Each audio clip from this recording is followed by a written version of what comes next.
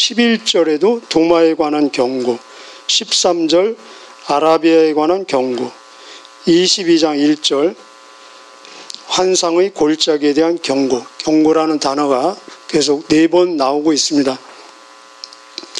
이 경고라는 단어는 하나님 마음의 그 양면성을 우리에게 보여주고 있습니다. 하나님께서는 절대로 악한 사람이 멸망하는 것을 기뻐하지 아니하시고, 그때나 지금이나 할 수만 있다면 모든 사람이 구원받고 한 사람도 멸망치 않고 다 회개하기에 이르기를 원하시는 하나님. 그래서 천년을 하루같이, 하루를 천년처럼 기다려주시고 또 기다려주시고 또 기다려주시는 하나님의 마음을 볼 수 있습니다. 그러나 이 경고는 반드시 때가 되면은 심판에서 벌과 또 지옥이 기다릴 수 있다는 것입니다. 그래서 우리가 아는 대로 사람이 한 번 죽는 것은 정하신 것이요 그 후에는 심판이 있으리니 우리는 언젠가는 한 번 죽을 것입니다. 그런데 이 육신의 죽음은 끝이 아니라 결산의 때입니다. 인생 총 결산할 때입니다. 결국 내가 어떻게 살았는지는 그때 가봐야 아는 것입니다. 복된 그날이 되기를 주님의 이름으로 축복합니다. 1절에 보면은 해변 광야에 대한 경고라. 이 해변 광야는 바벨론을 말하고 있습니다. 바벨론을 해변 광야에 비유하고 있습니다. 여러분, 해변과 광야는 서로 어울리지 않는 조화죠. 해변은 물이 가득한 곳이고 광야, 사막은 물이 전혀 없는 곳입니다. 그 당시에 물은 생명의 필수적인 조건이죠. 지금도 그렇지만 식수로 필요하고 모든 농사, 또 상업, 그리고 유통, 통신, 무역 모든 것에 물은 풍요와 또 많은 공급을 의미하고 있습니다. 그래서 애굽이 나일강이 있으므로 그렇게 풍성하고 강대국이 되었던 것처럼 이 바벨론도 티그리스강과 유프라데스강, 그 당시에 그 메소포타미아 그 문명의 발상지 아닙니까? 강을 통해서 이 귀한 풍성한 물을 통해서 그들은 풍요를 누렸습니다. 그런데 이 티그리스강 또 메소포타미아 그런 유리한 조건들, 유프라데스 강들, 그리고 나일강 누가 만드셨습니까? 하나님이 만드시고 하나님이 그 자리에 있게 하시고 하나님이 주신 것입니다. 그런데 주신 그분을 망각할 때 이 풍요함이 빈곤이 된다는 것입니다. 부유한 것 같지만 가난하게 되고 강한 것 같지만 약하게 되고 우리 요한계시록에 나오는 것처럼 살아있으나 죽은 자처럼 될 수 있다는 것입니다. 그렇습니다. 우리도 우리에게 주신 그분에게 집중하고 내가 가지고 있는, 소유하고 있는, 누리고 있는 그 모든 것에 집착하고 거기에 탐닉하는 것이 아니라 그것을 주신 분을 늘 기억하며 주신 분의 뜻과 목적에 따라서 선하게 사용할 수 있는 지혜와 용기가 필요할 것입니다. 자기들에게 주신 그 하나님을 망각할 때 이들의 결과 운명은 어떻게 되는지 그 밑에 나오고 있습니다. 2절에 보니까 혹독한 묵시가 내게 보였도다. 우리 2절부터 한번 이 혹독한 묵시를 보면서 이사야가 어떤 반응을 보이는지 한번 같이 읽어보실까요? 4절까지 시작. 혹독한 묵시가 내게 보였도다. 속이는 자는 속이고 약탈하는 자는 약탈하도다. 엘람이 올라가고 메대어 에어싸라. 그의 모든 탄식을 내가 그치게 하였노라 하시도다. 이러므로 해산이 임박한 여인의 고통 같은 고통이 나를 엄습하였으므로 내가 괴로워서 듣지 못하며 놀라서 보지 못하도다. 내 마음이 어지럽고 두려움이 나를 놀라게 하며 희망의 서광이 변하여 나에게 떨림이 되도다. 여기 엘람 그리고 메대는 메대 바사, 이 바벨론을 멸망시킨 페르시아 나라를 얘기하고 있습니다. 이 예언을 할 때 메데 바사는 정말 세상 말로 별 볼 일 없는 부족국가, 힘없는 나라였습니다. 바벨론에 감히 비교할 수 없는. 그런데 이 바벨론이 망하는 모습을 지금 이사야가 보면서 반응이 어떻습니까? 굉장히 괴로워하고 고통스러워하고 차마 눈뜨고는 볼 수 없다, 그렇게 고백을 하고 있습니다. 우리 14장에서도 바벨론 멸망하는 내용 나왔었는데 기억나십니까? 14장에서는 바벨론이 멸망하니까 바벨론으로부터 괴로움을 당하던 나라 사람들이 막 노래하고 기뻐하는 장면 나왔죠. 그런데 오늘 여기 보니까 이사야가 자기 나라를 멸망시킨 그 나라가 멸망하는 모습을 보고 굉장히 탄식하며 괴로워하며 고통하며 눈을 뜨고는 볼 수 없는 그런 장면이다라고 고백하고 있습니다. 무슨 차이가 있습니까? 14장에서는 귀로만 들은 것입니다. 그런데 여기서는 혹독한 묵시, 마치 이 동영상을 보듯이 그 어떻게 멸망하는지 그 장면을 그대로 사진으로 아니면은 영상으로 지금 보여주고 있습니다. 우리도 그런 경험이 있지 않습니까?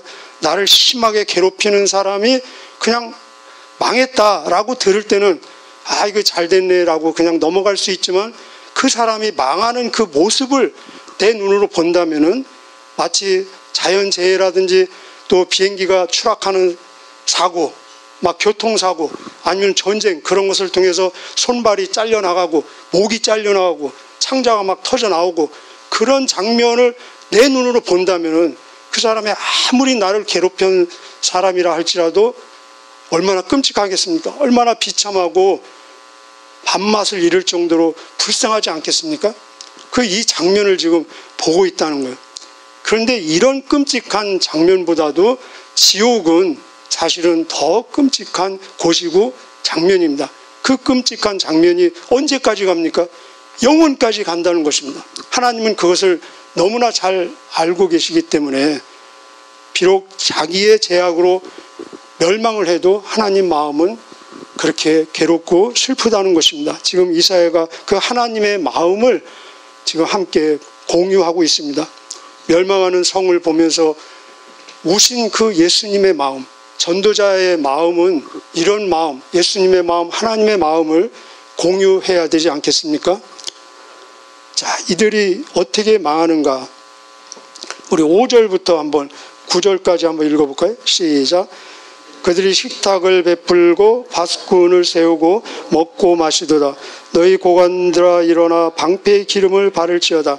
주께서 내게 이르시되 가서 바스꾼을 세우고 그가 보는 것을 보고하게 하되, 마병대의 쌍쌍이 오는 것과 나기 때와 낙타 때를 보거든 귀 기울여 자세히 들으라 하셨더니, 바스꾼이 사자같이 부르짖기를 주여 내가 낮에는 늘 망대에 서 있었고 밤이 새도록 파수하는 곳이 있었더니 보소서 마병대가 쌍쌍이 오나이다 하니, 그가 대답하여 이르시되 함락되었도다 함락되었도다 바벨론이여, 그들이 조각한 신상들이 다 부서져 땅에 떨어졌도다 하시도다. 여기 함락되었도다 함락되었도다 바벨론이여, 기억나시죠? 이 바로 요한계시록 14장 18장에 나오는 무너졌도다 무너졌도다 큰 성 바벨론이야. 똑같은 단어입니다. 근데 여기서는 함락되었다 함락되었다, 거기서는 무너졌다 무너졌다, 같은 단어가 지금 반복되고 있습니다. 아마 요한계시록을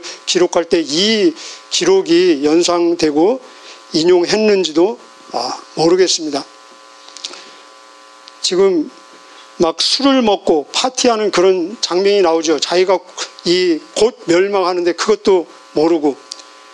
다니엘서 5장 옆에 한번 써보실래요? 다니엘서 5장을 써두시고 나중에 시간 있으면 거기 한번 보시기 바랍니다. 다니엘서 5장에 보면은 바벨론 왕 벨사살이 엄청난, 지금 여기 나오는 먹고 마시고 막 진창 이 파티를 엽니다. 그래서 여자들, 후궁들, 왕녀들, 후궁들을 막 다 모아놓고, 우리 그런 파티 하면 쉽게 연상이 되죠. 춤을 추게 하고, 그리고 1000명이 모여서 파티를 합니다. 술을 마십니다. 그런데 그 술잔이 어느 잔인가 하면은 솔로몬 성전에서 뺏어온 그 잔을, 그 그릇들을 술잔으로 사용하고 있습니다. 한때는 거룩한 성물로 사용받던 그 그릇들을 지금 진창 술을 마시는 술잔으로 지금 사용하고 있다는 것입니다. 하나님이 얼마나 마음이 속상하지 않겠습니까? 그래서 그 왕 벨사살은 그날 저녁에 즉사를 합니다. 그래서 그 왕은 이 바벨론의 마지막 왕이 되고 바벨론이 결국은 망하는 모습을 볼 수 있습니다. 우리는 누구입니까? 무엇입니까? 그 성물보다 더 귀한, 더 거룩해야 될 성전 아닙니까? 성령이 거하시는 성전. 만약에 제 성전이 이 몸을 세상 재미, 쾌락, 오락에 탐닉된다면은 그 성물을 가지고 술을 마셨던 벨사살의 그 제약보다 내 제약이 결코 가볍다고 말할 수 없습니다. 왜 그렇습니까? 그 벨사살은 하나님의 은혜를 모르는 사람 아닙니까? 그런데 저와 여러분은 하나님의 은혜를 아는 사람들입니다. 자, 그 뒤로 11절에 보면 두마에 관한 경고, 이 두마는 에돔을 말하고 있습니다. 에서 13절 아라비아에 관한 경고가 또 나오고 있습니다. 자, 21장은 다시 예루살렘, 이스라엘로 와서 예루살렘에 대한 경고를 하고 있습니다. 우리 1절 한번 읽어보실까요? 22장 1절 시작. 환상의 골짜기에 관한 경고라. 내가 지붕에 올라가면 어찌함인고. 자, 여기도 예루살렘에 대한 경고라라고 하지 않고 비유로 환상의 골짜기에 대한 경고라. 마치 21장 1절 해변 광야에 비유했죠. 마찬가지로 여기도 환상의 골짜기, 잘 어울리지 않는 조화입니다. 왜 예루살렘을 환상으로 비유했겠습니까? 환상은 우리가 아는 비전을 말합니다. 바울이 봤던 그 환상처럼 바로 이 예루살렘은 하나님의 성전이 있었고 하나님의 말씀을 받는 선지자들이 있었고 그리고 하나님의 말씀과 예언과 계시가 주어지는 곳 아닙니까? 그래서 환상의 곳입니다. 그런데 우리가 마치 불을 켜면은 이 말 아래 두지 않냐고 등경 위에 둬서 많은 사람이 다 볼 수 있고 비치게 해야 되지 않겠습니까?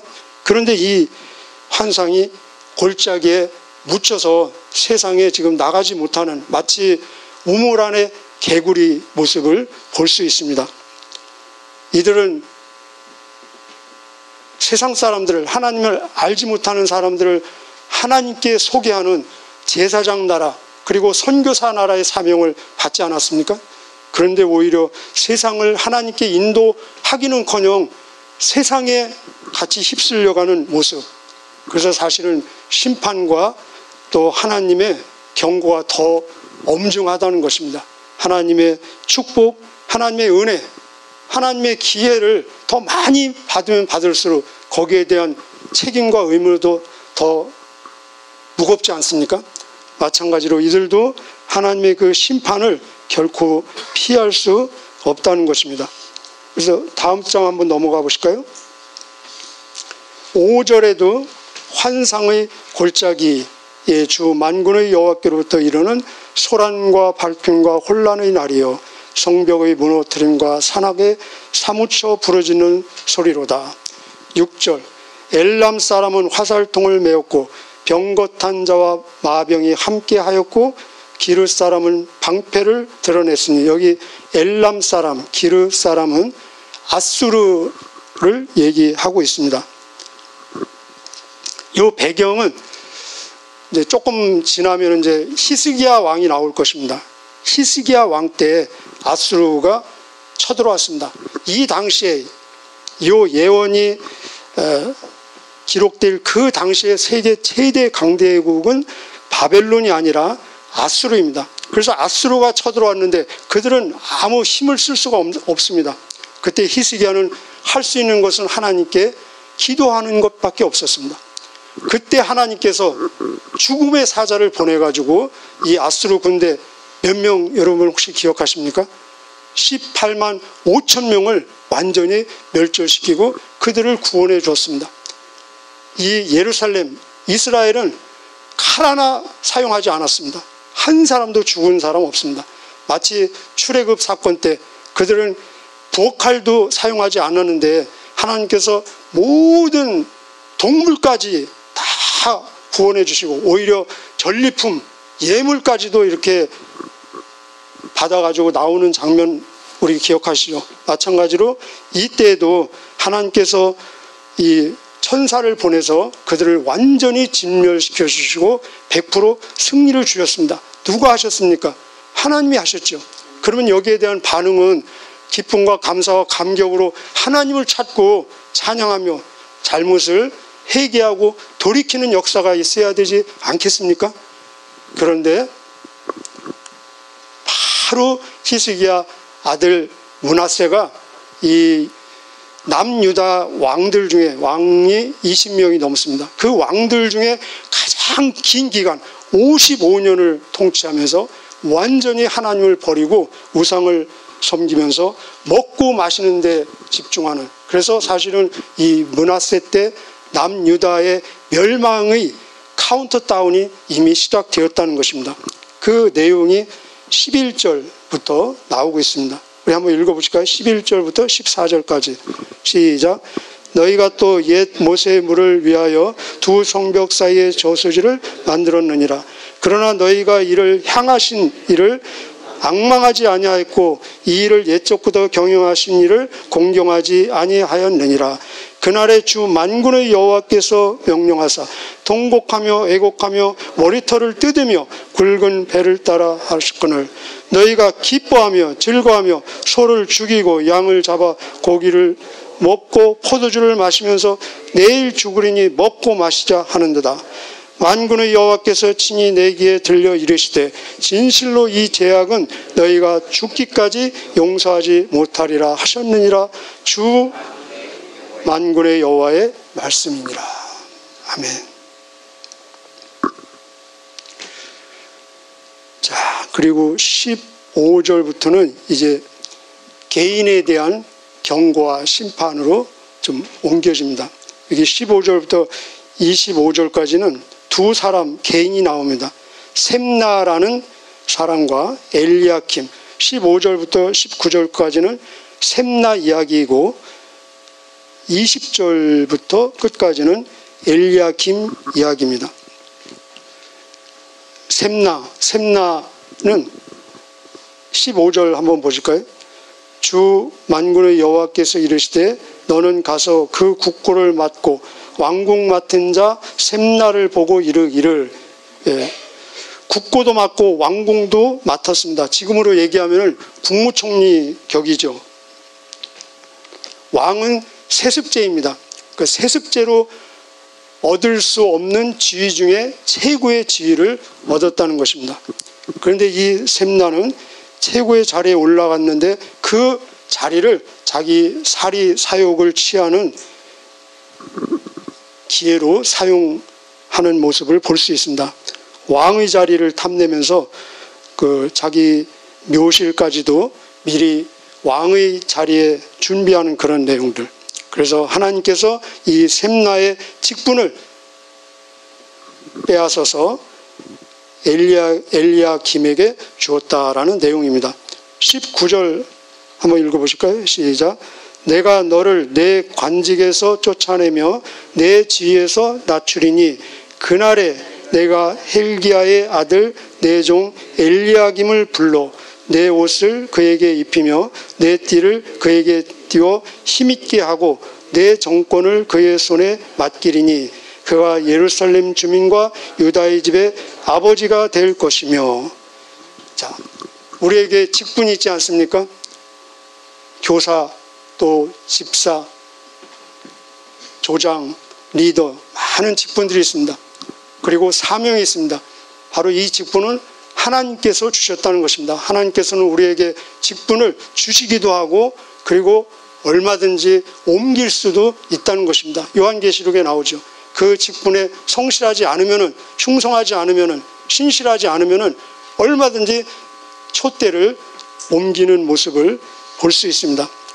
지금 계속해서 경고와 심판이 주어지는데 이 범위가 나라에서 그리고 예루살렘 그리고 개인에게로 더 구체적으로 범위가 좁혀지는 모습을 볼 수 있습니다. 지금도 경고의 때입니다. 모든 나라들을 향해서 그리고 교회를 향해서 또 공동체를 향해서 그리고 개인을 향해서도 경고와 동시에 기회의 때라는 것입니다. 자, 그런데 하나님의 이 심판의 기준은 명확합니다. 우리가 언젠가 시험이 있는데 그 시험의 문제를 이미 주면은 그 시험을 준비하기 쉽지 않습니까? 정신만 올바르다면. 근데 하나님께서 이 심판의 시험 문제를 이미 다 주셨다는 것입니다. 그 기준은 뭐냐? 바로 예수 그리스도 메시아 구원자라는 것입니다.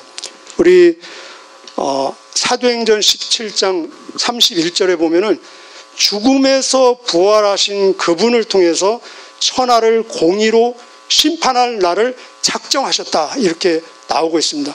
그래서 구약은 메시아가 오시는 그 예언인데 메시아가 오는 그 라인은 두 라인이 있습니다. 크게는 하나는 구원자로, 죄로부터 구원자로 오신다는 것입니다. 그래서 예수님의 이름의 뜻이 저희의 죄로부터 구원할 자시다 라는 뜻입니다. 또 하나는 자기 나라를 가지고 왕으로 오신다는 것입니다. 그래서 예수님을 소개하는 세례 요한의 첫 메시지도 천국, 하늘나라가 왔다. 예수님의 첫 메시지도 하늘나라가 왔다. 천국이 가까웠다. 회개하라. 너희는 이렇게 기도하라 하면서 하나님의 나라가 임하옵시며 라는 것입니다.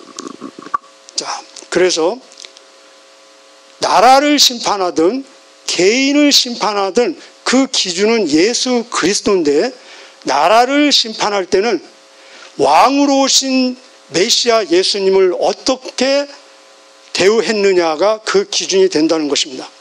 그리고 개인을 심판할 때는 구원자로 오신 메시아 그리스도를 어떻게 대우했느냐가 심판의 기준이라는 것입니다. 똑같은 기준은 나라를 심판하든 개인을 심판하든 기준은 예수 그리스도입니다. 그런데 나라를 심판할 때는 왕으로 오신 그리스도에 집중한다면 개인을 심판할 때는 구원자로 오신 그리스도에게 집중한다는 것입니다. 자, 예를 들면 여기 보면 우리 많은 열방들이 지금 경고받고 심판받는 장면을 보죠. 그 기준이 뭐라고 했습니까? 왕으로 오신 메시아를 어떻게 대우했느냐. 그래서 바벨론이 가장 엄중한 심판을 받습니다. 왜 그렇습니까? 바로 왕으로 오신 메시아의 왕조인 다윗 왕조가 있는 남유다를 멸망시켰기 때문에 그들의 그 제약의 그 무게는 가장 엄중하고 위험하고 용서받을 수 없다는 것입니다. 그런데 이 많은 열국들 중에 그래도 가장 상대적으로 너그러운 심판을 받은 나라가 어떤 나라였습니까? 그리고 지금도 같은 이름으로 여전히 남아있는 나라 이집트죠. 이집트. 그래서 이 에스겔서 29장에 보면은 역시 이집트에 대한 예언이 나오는데 미미한 나라가 되어서 다시는 강대하게 되지 못할 것이다. 다시는 강대한 나라가 되지는 못하지만 미미한 나라로 보존하겠다는 것입니다. 그런데 이 이집트는 왕으로 오실 메시아를 어떻게 대우했습니까? 그들의 의도는 아니지만 본의 아니게 그리스도를 비교적 다른 나라에 비해서 영접했다는 것입니다. 그래서 메시아의 조상인 아브라함, 이삭, 야곱을 이집트는 영접했습니다. 그리고 그들이 나라로 되는 산실의 이 기능을 제공했습니다. 그리고 왕으로 오신 그 메시아가 아기 때 거기 가서 헤롯 왕이 죽이려고 했을 때 거기 가서 이 죽음을 피하는 자리를 또 제공했다는 것입니다. 그래서 메시아를 그들은 의도한 것이 아니지만 받아들였기 때문에 하나님께서 여전히 기회를 주시고 보존하신다는 것입니다. 우리 22절 한번 읽어보실까요? 22절 시작. 내가 또 다윗의 집의 열쇠를 그의 어깨에 두리니 그가 열면 닫을 자가 없겠고 닫으면 열 자가 없으리라. 우리 개인을 심판할 때는 구원자로 오신 예수 그리스도를 어떻게 대우했느냐가 기준이라고 했죠. 이 구절 보고 혹시 기억나는 구절 있지 않습니까? 요한계시록 3장 7절 예수님이 직접 말씀하시기를 진실하고 거룩하사 다윗의 열쇠를 가지신 이가 그분이 열면은 닫을 자가 없고 닫으면 열 자가 없느니라. 이렇게 직접 빌라델피아 교회에게 편지하면서 예수님을 그렇게 소개하고 있습니다. 여기 22절 그대로 인용한 것입니다. 그래서 이 다윗의 집의 열쇠를 가지신 분은 바로 예수 그리스도를 말하고, 이 열쇠는 어떤 열쇠냐? 바로 구원의 열쇠라는 것입니다. 천국 문을 여는 열쇠라는 것입니다. 그 열쇠를 가지고 있는 그리스도 예수님께서 이 열쇠를 오늘 누구에게 주셨습니까? 저와 여러분에게 주셨고 위임하셨다는 것입니다. 마태복음 16장 19절 내가 너에게 천국 열쇠를 주노니 내가 땅에서 무엇이든지 매면 하늘에서도 매일 것이요 땅에서 무엇이든지 풀면 하늘에서도 풀리리라. 무엇을 우리는 이 열쇠를 가지고 무엇을 매고 무엇을 풀어야 되겠습니까? 바로 구원을 방해하는, 천국문을 여는데 방해하는 제 사탄 마귀를 예수님의 이름으로 묶는 열쇠로 사용하고, 동시에 사람들을 거기에서 풀어서 천국으로 인도하고 구원의 문을 열어주는 그 역할을 해야 된다는 것입니다.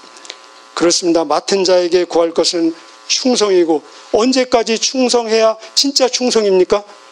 죽도록 충성하라. 그래야면 생명의 면류관을 내게 주리라. 이 말은 죽을 때까지 충성해야 진짜 충성이라는 것입니다. 제가 충성하는 것처럼 보입니까? 안 보입니까? 아무도 모릅니다. 죽을 때 가봐야 압니다. 죽도록 충성하라. 결국은 그날 가서 착하고 충성된 종아라는 칭찬이 저와 여러분에게 정말 문자적으로 적용되어지는 칭찬과 영광의 말씀 되시기를 주님의 이름으로 축복합니다.